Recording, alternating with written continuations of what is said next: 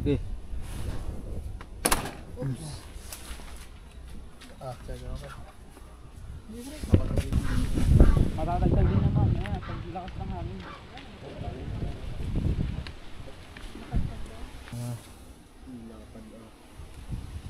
Kamote. Lilipat naman nyo yan dito. Hanginin din yan. Diyan mo na lang lagay.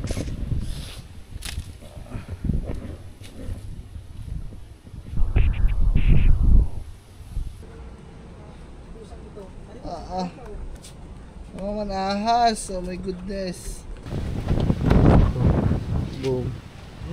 Liwanag talaga yan mga man. Liwanag ang ano dyan. Liwanag ang buhay.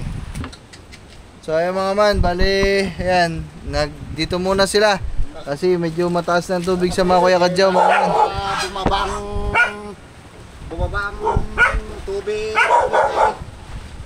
Ayan mga man, Kuya Kadyaw, medyo lumikas ay umalis muna sila dun sa bahay kasi ano ba yun? Tourism ito, kala ko ano? May ahas daw guys. Mga man, aabot na nga. Ito na oh. First time in forever. Patawa-tawa lang ako mga man, pero may kaba na din sa dibdib ko. Kinakabahan na din ako kasi first time na nangyari to. So ayun mga man, dahil medyo kakalakasan na ng hangin at mga ulan-ulan, so ano na namin to, kailangan namin i-evacuate ang ating Mahiwagan TV na sobrang daming ano na dito, sobrang daming nakapanood at nakakanta na dito sa TV na to mga man. At yung mga bisita natin. Game, tropa. So ito ay i-evacuate muna namin, lalagyan namin. Ako na. Baka tulo-tulo eh. I-evacuate muna namin to dun sa kabilang kubo mga man. Oh.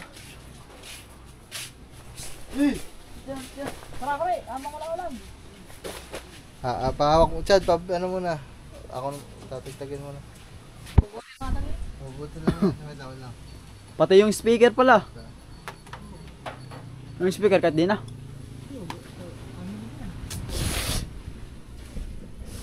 Kahit naman guys, mukha naman walang basa. Hindi naman basa. Hindi. Okay. 1, 2, 3.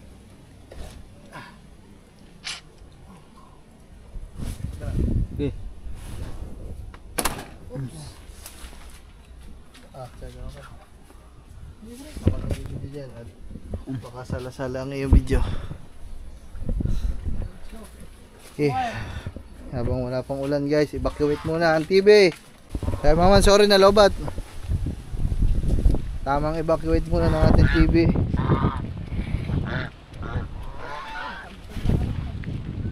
Naku, natagtag na din ang kable ng kuryente.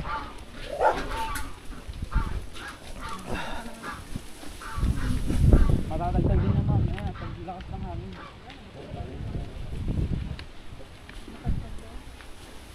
Sampid. Sabit mo doon sa may parang nangyayano po. Ayan guys.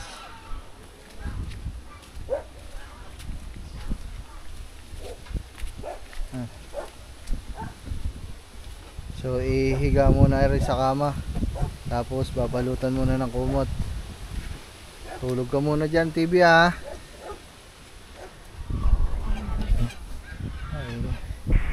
Ihiga muna.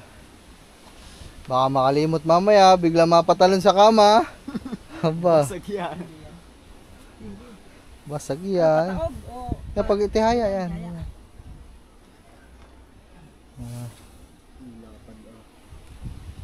Kamote. Lilipat naman nyo yan dito. So kamote, tatabingan na lang. Higa ka muna. May tabong mo yung mga kumot. Dito kasi sa kubo nila mga man, di nakakapasok yung mga aso at pusa. Doon lang sa kabilang kubo natin. Pag doon ko yun nilagay, baka ba matalunan ng pusa at saka ng aso, matabig, mabasag, mahirap na. Dito na lang for safety purposes. Okay na yun, Chad. Ba't ba? Binalutan pa eh, pinatungan pa eh. Okay na. Baka makalimot, laseng. Bigla.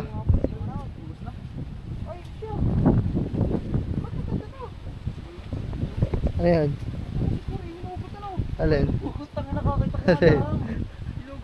Ano ba yan? Lipstick? Lipstick ano? Oo, nagli-lipstick ka na.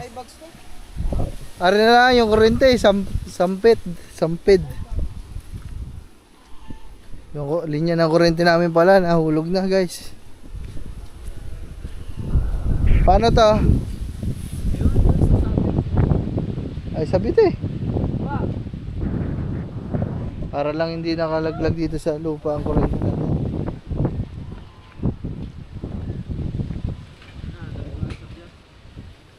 Run out pala.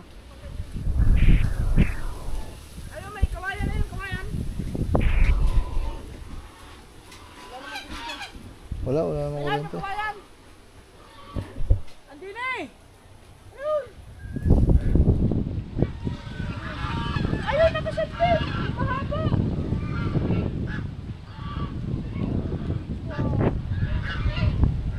Lakas na ng hangin mga man. Hindi, kahit dyan na lang mo. Mamaya na lang kasi hahanginin din yan. Dyan mo na lang lagay.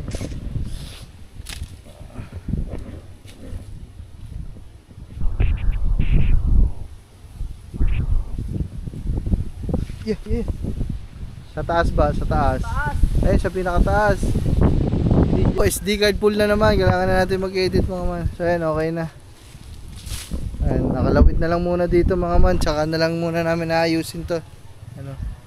Pag papalipasin lang namin ng bagyo mga man. Pag inangat namin yan, maano na naman. Lalaglag lang ulit. Woohoo! So, what's up sa inyo mga man? Ayan. Update lang sa bagyo. Wala tayong kuryente. Tapos kanina pang tanghali hanggang ngayong gabi wala pa din. Antabayanan lang natin ng ano.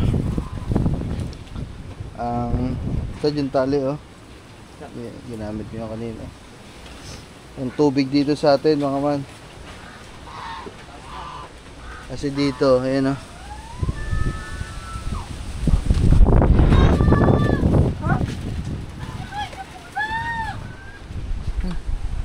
Ano ba yun? Interesting ito, kala ko ano. Ano? Kasi may ahas daw guys. Asan? Eh! Ahas tubig. Asan? Ayan o. Ito. Wala naman eh. Ayun nga guys, ahas. Aray, palaka. Teka lang guys. Yo, may ahas guys. Oh man, ahas. Oh my goodness. Ahas. Woohoo. May kanin pa ba tayo? Oh, meron pa. Ano na eh? Kala ko may sawa.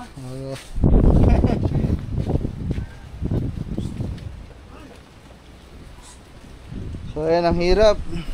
Walang kuryente tayo.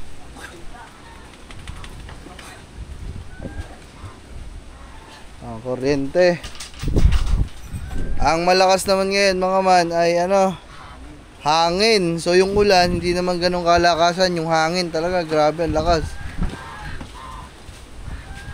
Check lang natin yung mga bubong natin dito guys. Baka natatagtag na yung mga fiber ah. Hindi pa naman, safe naman. Ayan.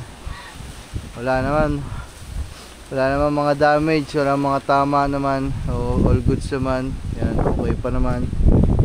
Yung TV natin, di ba, nahakot na natin yan kanina guys. Wala na yun dyan.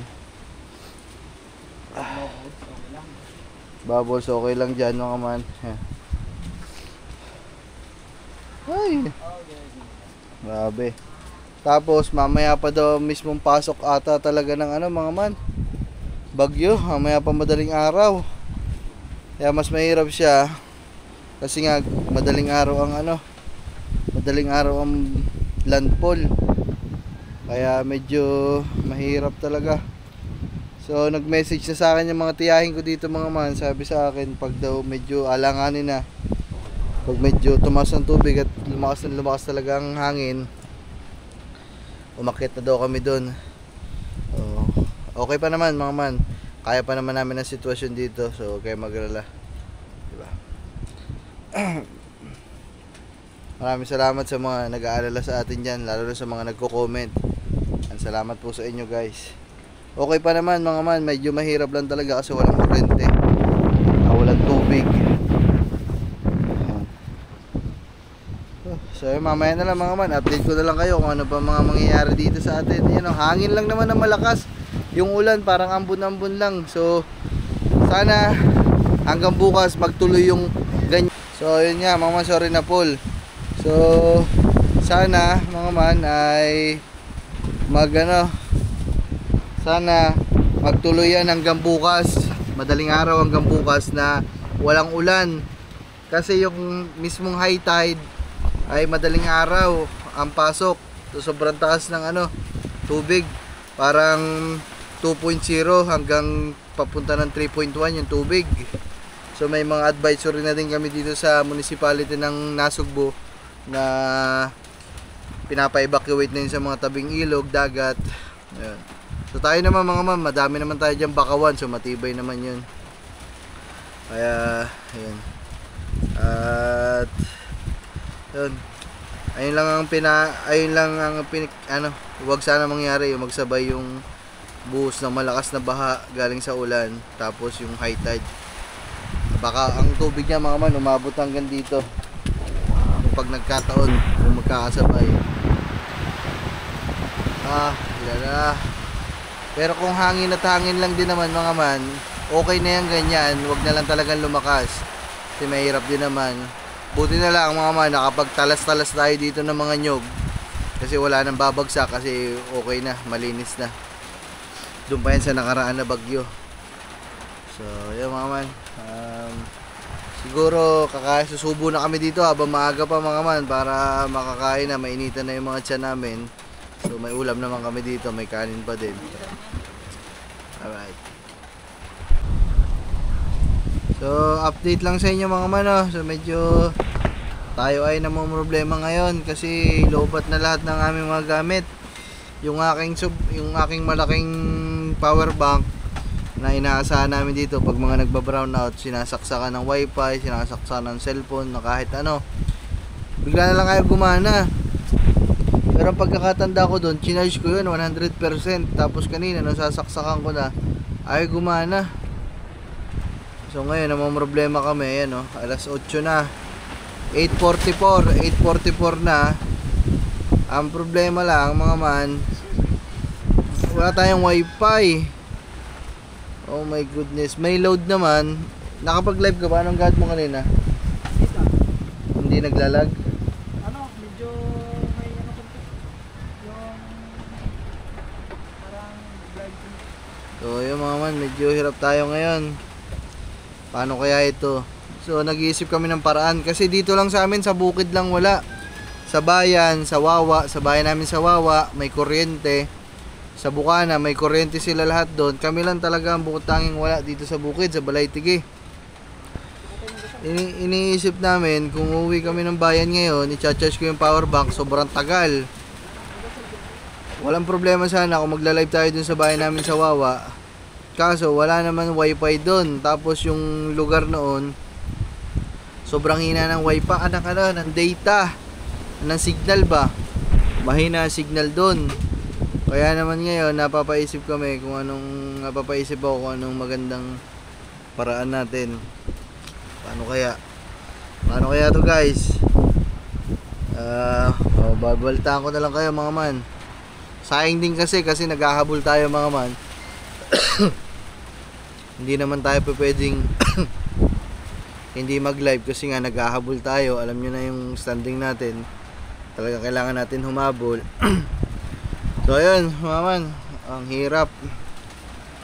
So mamaya babalitaan ko na lang kayo kung paano mangyayari. At mga man, meron nga pala kami naalala, yung isa pala natin solar hindi pa napapakabit. eh nagtsatsaga tayong maano dito. Hindi, ang inaano ko kasi mga man, kaya hindi ko pa binubuhay yung isang solar natin na nandito, yung street light, 'di ba? Yung isa lang napakabit natin. Kasi baka pag talagang emergency sa mga madaling araw, kaya hindi ko siya ginagamit. Kasi wala naman kami masyadong ginagawa dito, nakaupo lang, nagpapahinga. Nagmo-monitor lang ng lagay dito. So, sinesafety ko talaga tong ilaw na to para kung sakaling talagang emergency na talaga, may malakas kaming ilaw. Kung mga lobat na din yung lahat ng cellphone, wala na mga flashlight, so may magagamit pa tayo. Ito mga man, pakita ko sa inyo. Ayan o. Ayan yung solar natin. Ayan guys. Yan yung gaano kalakas yan mga man. Boom. Liwanag talaga yan mga man. Liwanag ang ano dyan. Liwanag ang buhay. May liwanag ang buhay dito sa solar natin na to. Pero dahil may mga cellphone pa naman kami na magagamit sa ngayon, cellphone na lang muna, mga flashlight. May mga karga pa flashlight natin para mamaya baka magkabiglaan, wala tayong ilaw. O di are mga man, biyabi-abit natin tong solar. Biyabi-abit natin na ring ano na re, na ring street light na re. Silaw. Sobrang lakas. So ay mga man, balitaan ko na lang ulit kayo. Update lang tong vlog na to mga man. Yeah. Sobrang hangin. Ay nako, patilig, bakit kami walang ilaw? Oh my goodness. So ay mga man, ang mga kuya kadyaw,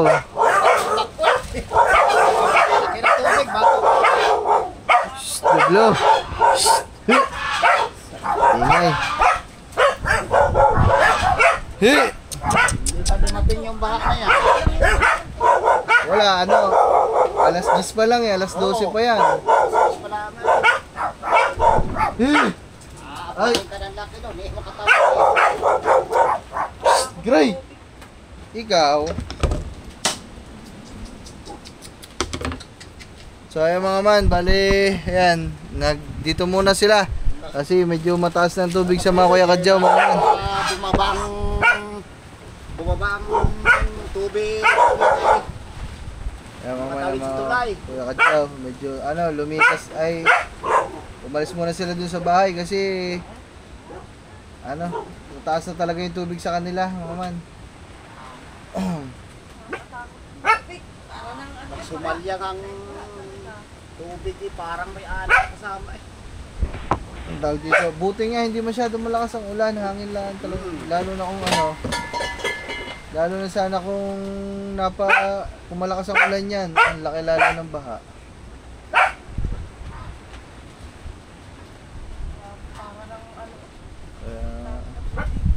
So ayan mga man, ayan, so dito mga kuya kadyaw mga man, at Tulog na ako, di ko inano eh. Mahina sa hangin doon sa loob ng bahay, yung sadya ng Hampas nakatakot ng alon. tumalon. shoutout guys, Chris Conde, doy, lagay dyan, ito medyo binabagyo, medyo malakas. Jomar, salamat. YC Youth Boy, ay YC Youth Boy, shoutout po. Lakas sa salya ng alon daw. Boss Pablo, ingat kayo dyan, tataas pa talaga yan. Kasi sabi mo, opo, alas 12 pa ho, ano, taas. Maano nga sa loob ng bahay, tahimik, eh, yung kita yung alon gayan eh. Ayan, Ay, hindi guys. pa dumating yung baha na yung anong ulan.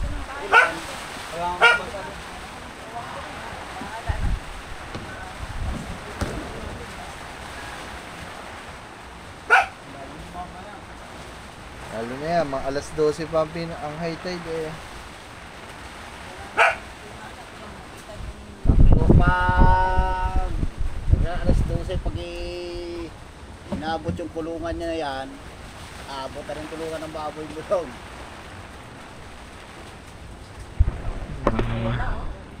Ayan, nandyan na, ang tubig ko. Kagabi, ganyan ang pinakasagad. Oo, Kagabi. yan na, sagad na yan. Mga Kagabi. bandang alas 12 yun. Eh ngayon, ayan, lakas ang hangin.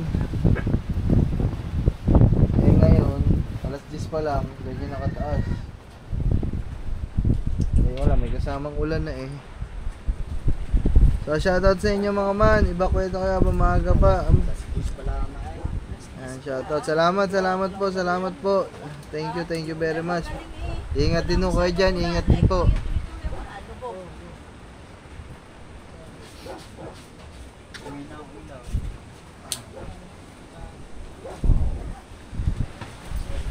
Ay, so ayan mga man, ingat tayong lahat. Yan, nandito na muna sila para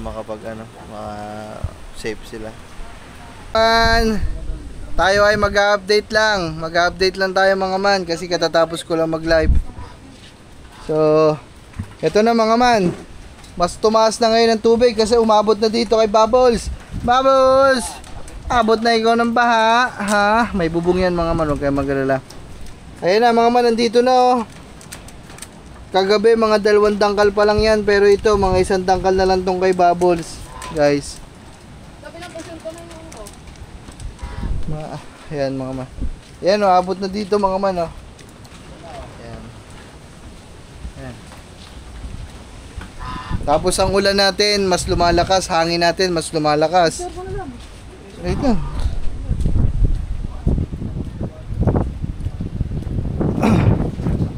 Grabe. Dito tingnan natin sa kabila yung binabaan ko kagabi, guys. Kasi sabi ni Kangiti abot na daw. Oy! First time! Boy, tinan mo boy!